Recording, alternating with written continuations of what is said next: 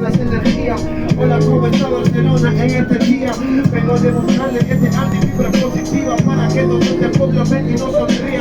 Y esto, eso sí lo hago de corazón, improvisando por ustedes en esta ocasión. Perdón, madre, perdón, solo le trajo un poco de trozo de poesía en esta canción.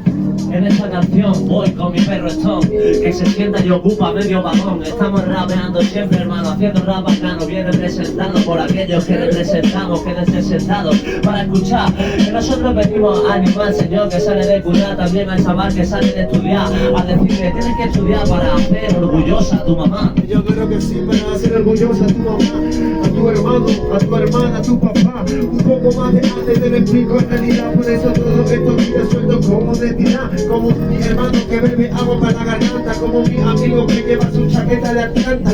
Un poco de arte de repente en esta forma exacta, improvisando por ustedes este chico canta.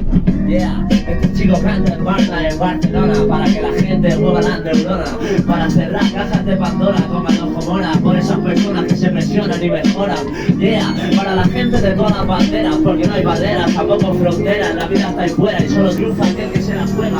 Sálvese quien pueda, que llegamos rapeando y quemando ruedas. Es cierto, quemando ruedas, lo hacemos cierto, sigue improvisando, hermano, nos vamos a la saquera. Saludos para todos, hoy en día el metro paraliza, lo único que queremos quitarle una sonrisa. Con mi compañero para todo el mundo entero, no sé qué le ha pasado, hoy me trajo el sombrero. Pero esto es lo que siento y esto es lo que quiero, demostrar este arte, hermano, siendo muy sincero. Siendo muy sincero, señores pasajeros, andamos con el perro más rapero, alzando el vuelo de sus vuelos al cielo, imaginando un mundo nuevo en el que sea posible todo lo que queremos.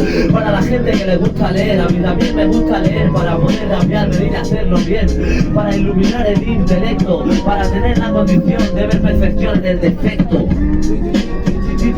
Hermano, un aplauso para todos primero, que la presente, hermano, de todo corazón. No fue lo que fue un poco lo que es el freestyle.